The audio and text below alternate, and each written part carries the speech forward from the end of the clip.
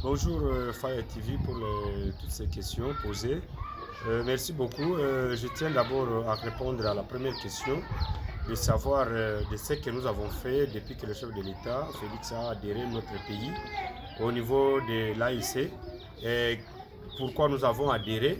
Nous avions adhéré du fait que les pays de l'Afrique de l'Est partagent une longue frontière avec certaines provinces de la République démocratique du Congo, notamment la province de Kalemi. Nous avons toute cette bande.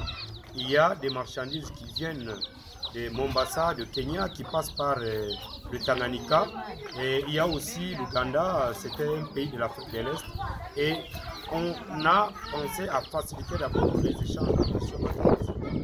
Alors c'est tout à fait logique parce que la RDC est dans plusieurs organisations sous-régionales à caractère économique comme la CEAC et d'autres organisations. À la question de savoir sur le plan sécuritaire qu'est-ce qui a été fait, cette organisation, comme je l'ai toujours dit, qu'en matière de la sécurité, l'on n'a jamais été mieux servi que par soi-même.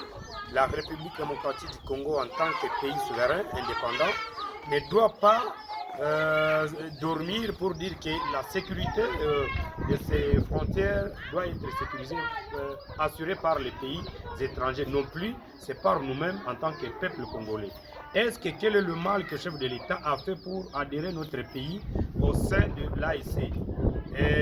Du point de vue du droit international public, les États sont appelés à évoluer sur plusieurs domaines, sur le plan sécuritaire, sur le plan économique, sur le plan commercial et même sur le plan sécuritaire. Mais les pays membres de la CEAC, plutôt de l'AIC, n'ont pas la capacité militaire pour apporter la sécurité au niveau de notre pays.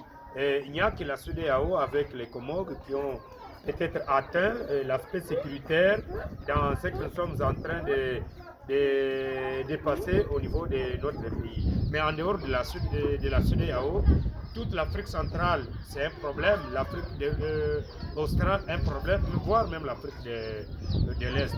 Alors, qu'est-ce que nous pouvons maintenant gérer sur le plan diplomatique? Sur le plan diplomatique, ces pays n'ont pas apporté grand-chose au pays, dans notre pays, du fait que le Rwanda, qui est aussi un pays membre de l'AEC comme la RDC, le Rwanda est en train d'endayer notre pays, l'est du pays.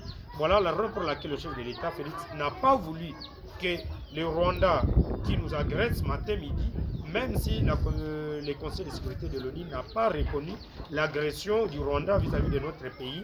Et c'est nous-mêmes qui avons voulu, ou nous devons maintenant prendre des décisions autonomes pour orienter notre pays vers un avenir meilleur, identifier les acteurs qui peuvent comprendre ce que nous subissons, qui peuvent comprendre ce que nous traversons comme problème.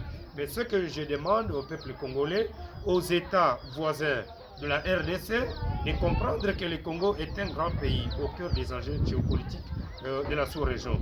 On ne peut pas construire une RDC stable si on a des problèmes avec les voisins. Mais sur le plan diplomatique, le chef de l'État fait beaucoup de pression sur le Rwanda et certains pays complices du Rwanda n'ont pas apporté leur soutien vis-à-vis de notre pays.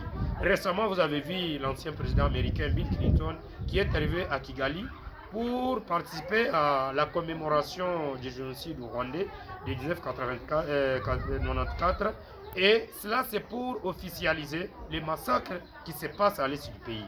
Aux Congolais qui sont dans des mouvements de rebelles, qui veulent s'attaquer à notre nation, c'est le moment de faire échec à tous ces Congolais à qui l'État congolais a tout donné les moyens et aujourd'hui, il se tourne contre nous. Je soutiens les gestions de la République. Le deuxième mandat du chef de l'État, c'est un mandat très compliqué parce qu'il doit assurer la continuité de 2028.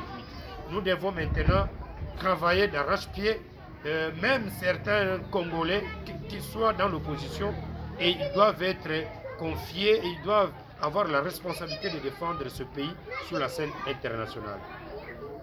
Voilà ce que je pouvais parler par rapport à la situation de l'AEC et ce qui se passe dans la sous-région des Grands Lacs. Merci.